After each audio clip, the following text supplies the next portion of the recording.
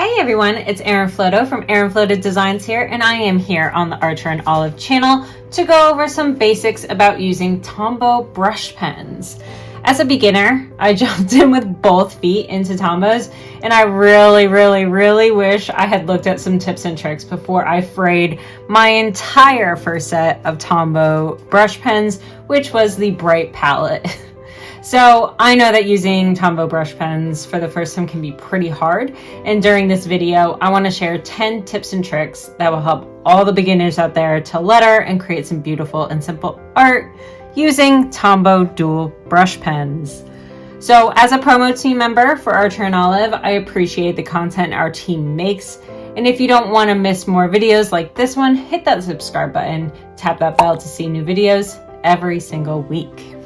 So jumping on in, the first tip that I absolutely wish I had known, because this is how I frayed my entire first set of Tombow brush pens, was that your paper type matters. It matters a lot. So for me, I started using regular printer paper to practice my lettering, but that ends up being the easiest and fastest way to fray your Tombow tips. Now, obviously, we are on the Archer and Olive channel, so don't worry, your Archer and Olive paper is fine for Tombows. It has a nice smooth surface, and so it's not gonna cause that fraying, unlike regular printer paper that has a lot of fibers in it and it can fray your tips. So you can use your Archer and Olive notebook, but one of the things that I really like to do is to print out practice sheets and then use marker paper over the printer paper. And that I have found has been super helpful for me when it came to practicing my lettering. So I like using the Canson marker paper. It's really helpful for me because this paper is a little bit see-through. So if I put this under, you can see through it just enough where you can use practice sheets and things like that. So I really enjoy this paper. There's also a few other types of paper. Bristol papers and tracing papers also work really well. And if you do want to use printer paper, the HP Premium LaserJet paper is really good. So those are some papers that I suggest. So my second tip is using a different type of Tombow pen. So practice using with a hard tip first. So this is a Tombow Fudenosuke pen, and you can see it's still a water-based pigment ink, and it says hard tip right here on the pen. This I have found helps a lot when you're first learning to do lettering. So this has a much smaller nib compared to your Tombow, so this can help develop the muscles in your hand to work on lettering. So this helps you create your upstrokes and your downstrokes. So this is a really great way to practice, because when you first start lettering, you probably have a shaky hand. So you want to practice just your upstrokes, just your downstrokes, doing circles, doing up and down like this. So there's a lot of things that you can do to practice before you even get to using the Tombow brush pens, the dual brush pens. You can use a smaller brush pen.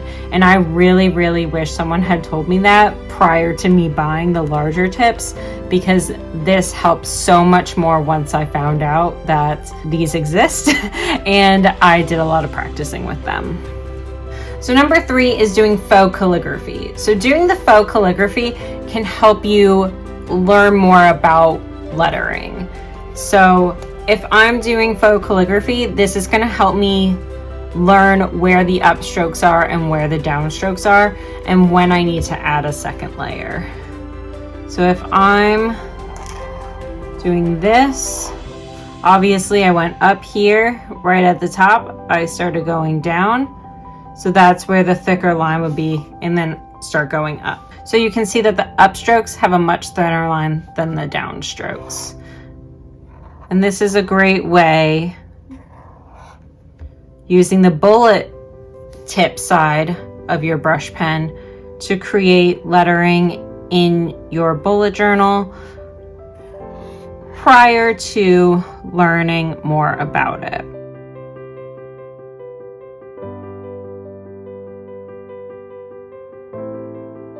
And it creates that calligraphy look that you're looking for. And you learn a lot more about how some words work prior to actually doing the calligraphy itself or the brush lettering. So number 4, I already kind of talked about, is practicing to build your muscles. Just like everything else in this world, if you want to be able to do it, you have to practice. Some people obviously are more inclined than others, but overall, practice, practice, practice. It's really important. So in your hand, there's a lot of muscles that develop to create a muscle memory for your lettering. So as I mentioned here, when you first start lettering, you're gonna have some shaky lines because when you're gripping, you haven't practiced enough to get that grip muscle you need to create a very straight line. So that's going to take time, that's going to take practice. So you definitely want to build up the muscles in your hand. So you have to give yourself a little bit of grace when you first start, that some lines are going to just be shaky because you have to practice in order to build up those muscles. If I'm a baseball player, I need to go to the gym first because I'm not going to hit a home run on my first at bat, you know? So it's the same type of concept. You really do need to practice and build muscles in order to get those non-shaky lines. Number 5, angles are important. So this is important to not fray your tips. You are not going to write up and down like this. You're going to cradle it in your hand and you're going to use it at about a 45-degree angle. If you try writing like this or even like this, you're putting way too much pressure on the tip, and that's what causes that fraying. You're going to break up those bristles right at the top of the tip. So you really want to cradle it in your hand like this and create that 45-degree angle to the paper.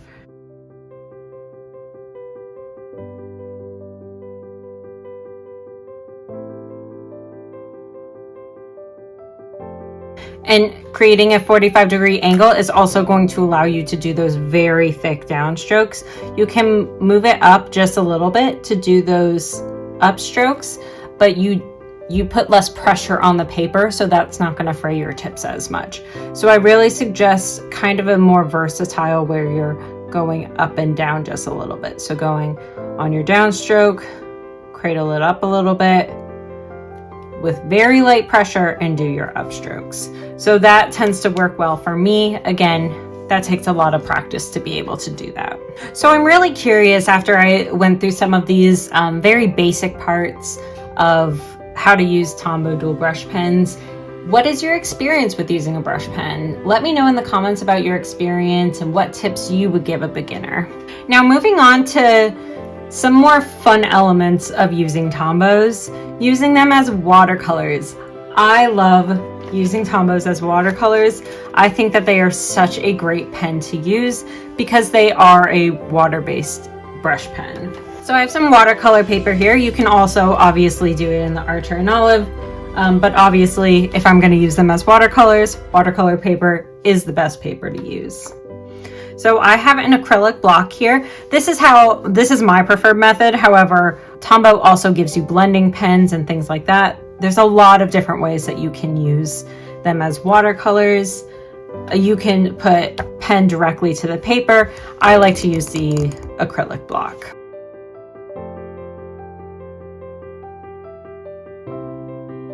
So I'm just putting some Tombows down on here. I have a water brush pen. You can also use any type of brush.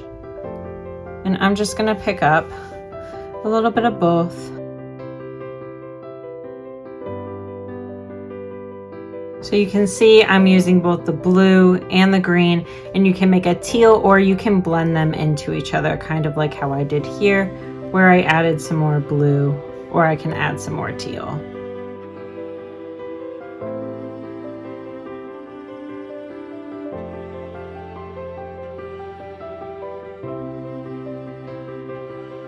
So this is a really, really fun way to do it. You can also obviously do some art with it.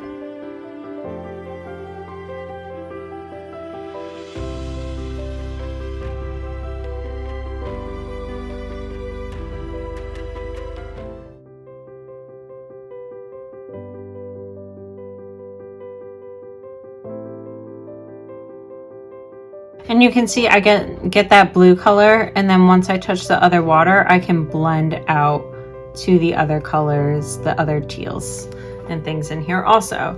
So there's a ton of different ways you can do this. Obviously you can do something better than a 4-leaf clover, but that's just one quick example. The next tip and trick is they can self-clean. So this is a really cool aspect of a Tombow. It can blend together by just coloring with each other, or you can do what I just did with the acrylic block, and you can pick it up with one of the pens. So I'm putting blue directly onto that green, and you can see the green is obviously going onto the blue as well. So you can see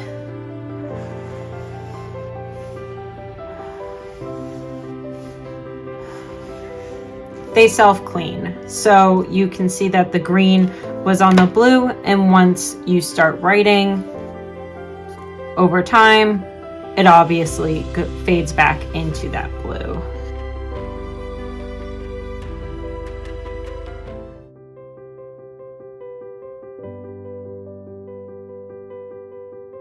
So number 8, again, is a little bit more of this blending concept. So I'm gonna get my acrylic block back out and pick up some of this leftover ink that I had.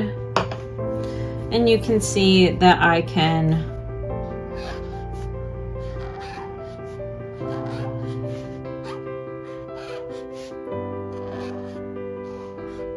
blend those colors together. And again, just like here where it starts to self-clean over time, you can see that it starts to self-clean, and then it gets a lot more blue towards the end, whereas it had a lot more of this green tealy color at the beginning. And you can do that again with anything that you're working on.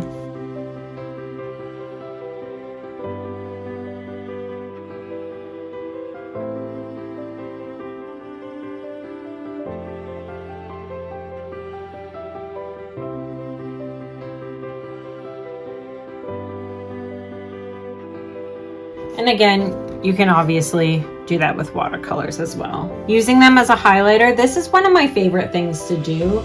You do have to be careful because it is a water-based ink. If you have something like a Muji gel pen, and I write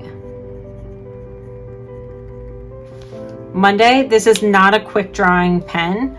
So if I try to use a Tombow as a highlighter, you can see you get a little black and a little smudgy around there.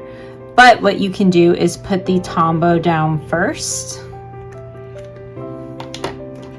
and write over it with a Muji gel pen. It doesn't have that color aspect.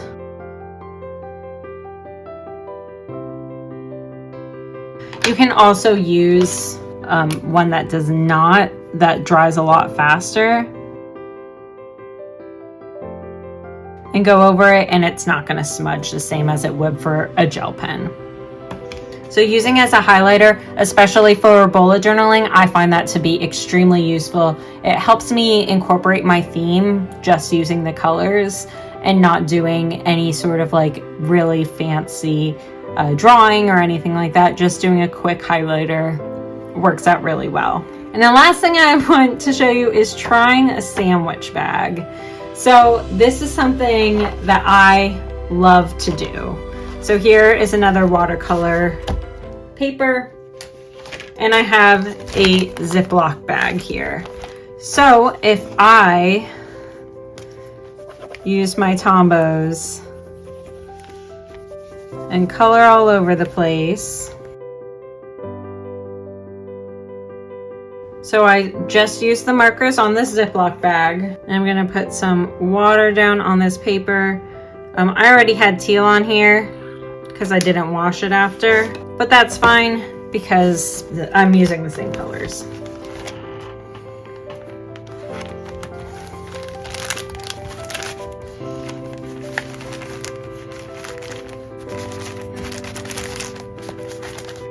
You can create a beautiful background to do lettering on. So once this dries, I can go ahead and letter right on over it. So I let this dry. You can see it creates a gorgeous earth type of feeling. So I'm gonna letter "There is no planet B."